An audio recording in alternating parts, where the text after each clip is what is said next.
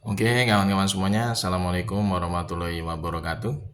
Seperti biasa, gue balik lagi di channel YouTube ini ya. Oke, untuk kesempatan kali ini gue ingin masih melanjutkan pembahasan terkait dengan dugaan ijazah aspal dari Mukidi Sontoloyo ya. Yang kalau kita lihat dari konstruksi hukumnya memang termasuk kasus yang sangat memalukan bagi bangsa kita.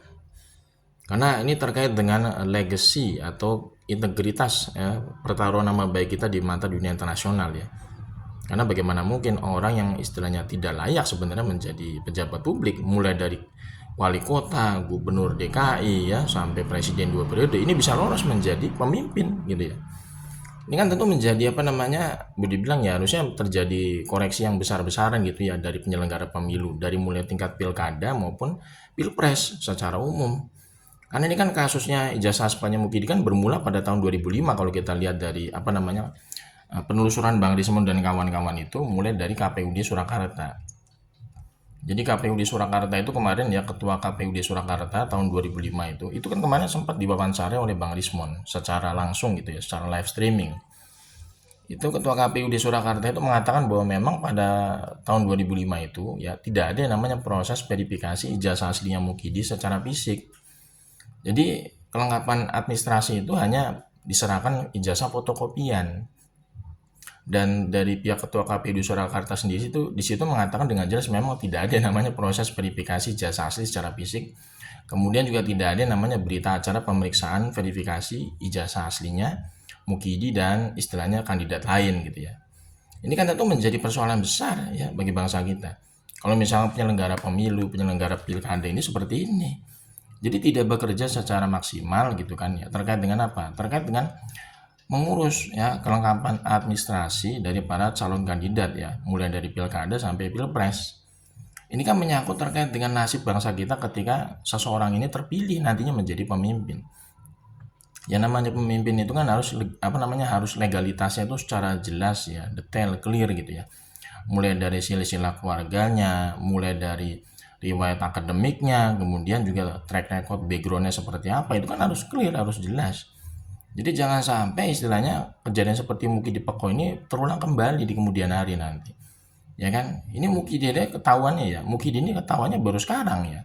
Dibongkar oleh Bambang Tri pada tahun 2022 lewat bukunya Jokowi Undercover 2. Kemudian dilanjutkan estafetnya oleh Bang Rismon, Roy Suryo dan kawan-kawan membongkar ijazah aspalnya Mukidi terutama dari ijazah UGM-nya.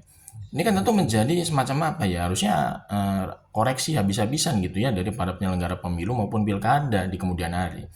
Harus ada yang namanya proses verifikasi secara detail ya di proses rekrutmen administrasi pada calon kandidat, entah itu kepala daerah ataupun calon presiden gitu loh.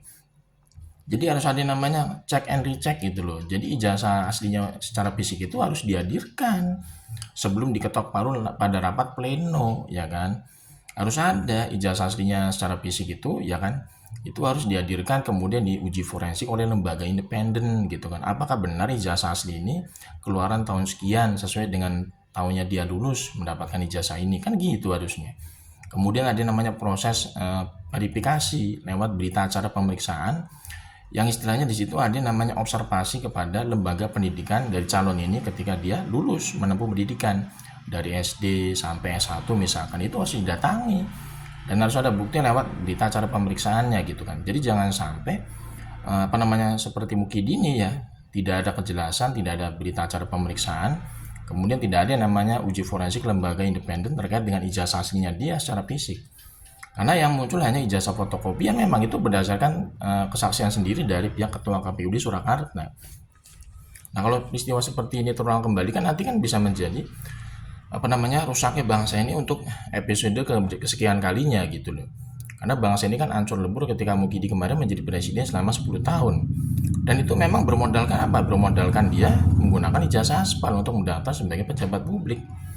Dengan riwayat akademik yang nggak jelas, kemudian juga istilahnya kalau kita lihat memang yang bersangkutan tidak punya kompetensi, tidak punya isi kepala, tidak punya integritas, tidak punya kejujuran, maka ya pantas lah ketika orang seperti ini diberikan jabatan sebagai pejabat publik sampai level presiden, maka akan membawa bangsa ini hancur lebur dalam segala sektor kehidupan berbangsa dan bernegara.